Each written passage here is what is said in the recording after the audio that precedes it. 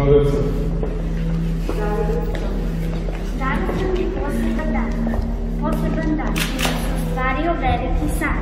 Da vam voljeni naš predsjedniče poželimo srećan rođendan.